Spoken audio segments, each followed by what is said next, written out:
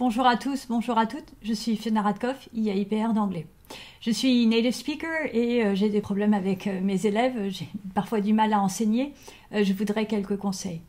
Donc le premier concerne la gestion de classe. Donc c'est quelque chose de récurrent chez les locuteurs natifs parce que la perception qu'ils ont de la discipline n'est pas la même que celle qui est perçue par les élèves. Et donc, un locuteur natif va souvent autoriser des comportements qui lui sembleront tout à fait logiques, alors qu'en fait, pour les élèves, c'est pas logique. Et en fait, ils en profitent. Et le problème, c'est qu'ils ne perçoivent plus les limites, et donc ils vont aller encore plus loin, ce que le professeur ne comprend pas, puisqu'on dépasse la limite. Et donc, il se crée un malentendu entre le professeur et les élèves. Et donc, il faut absolument que les locuteurs natifs soient au courant de ce problème pour pas que ça dégénère. Donc les conseils que je donne aux professeurs, souvent c'est des stagiaires ou des contractuels, c'est d'abord d'avoir conscience qu'il y a une différence culturelle sur ce qui est permis dans les salles de cours, d'aller voir des collègues de langue vivante pour voir comment on enseigne une discipline telle que l'anglais et la gestion de la classe, mais également d'aller voir les collègues qui enseignent auprès des mêmes élèves que vous pour voir à quel point les élèves peuvent se tenir correctement avec d'autres collègues et pas avec vous. Et puis enfin, d'entrer en contact avec d'autres locuteurs natifs. Donc si vous n'en connaissez pas, n'hésitez pas à écrire à l'inspecteur ou à l'inspectrice pour être mis en relation avec un autre locuteur natif pour que vous puissiez discuter de ces différences culturelles. Il y a une stagiaire qui me disait tout à l'heure que, en fait, c'était vraiment aller contre sa nature d'imposer une certaine forme d'autorité et elle avait besoin de s'en rendre compte et c'était en discutant avec un collègue qui était locuteur natif que ça l'a rassurée de voir que ce problème était partagé. Également chez les locuteurs natifs, donc il y a 3 problèmes qui sont récurrents. Le problème, c'est la gestion de classe. Deuxième, c'est repérer la difficulté des élèves.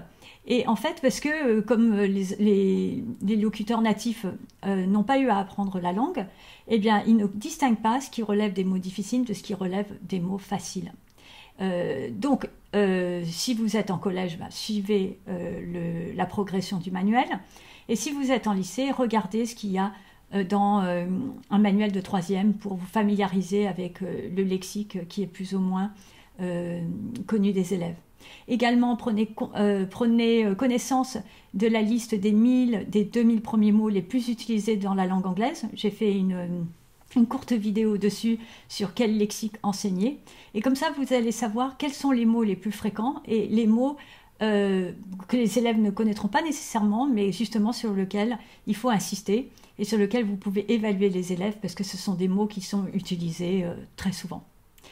Enfin, le 3e point, c'est les relations avec les parents, l'importance du français, les relations avec les parents, le bulletin scolaire. Donc, tout un travail à faire autour du français pour s'assurer de la communication avec les élèves en cas de conflit. Parce que quand vous devez vous fâcher contre un élève, ça ne sert à rien de se fâcher en anglais. Vous aurez l'air ridicule parce que les élèves ne vont pas comprendre. Donc, il faut que vous connaissiez, que vous ayez une communication qui soit compréhensible. On ne vous demande pas que ce soit parfait, mais on vous demande que ce soit compréhensible. Et puis, y compris la relation avec les parents, puisque ça, c'est fondamental, que vous soyez compréhensible par les parents, parce que les parents, ils ne maîtrisent pas nécessairement l'anglais.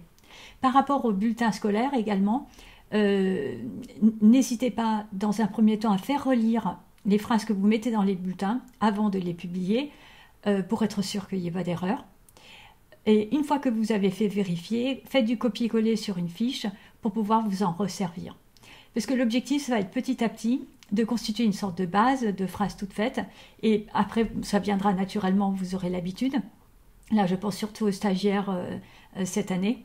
Et donc, avec cette base de phrases toutes faites, en fait, vous pouvez copier-coller en ajustant avec des choses que vous maîtrisez bien pour qu'il n'y ait pas d'erreur dans les bulletins. Voilà. Donc, les locuteurs natifs, c'est très intéressant dans le système scolaire. C'est un enrichissement pour les élèves. C'est également intéressant soi-même de ne pas avoir un français parfait, même si on vous demande que ce soit un modèle fiable. quand même, mais le fait que vous fassiez des erreurs sur le féminin, le masculin, etc., c'est vraiment l'occasion également de montrer aux élèves qu'on peut se faire comprendre, même quand on fait des erreurs. Voilà, je vous souhaite à tous et à toutes une excellente continuation et à bientôt. Au revoir.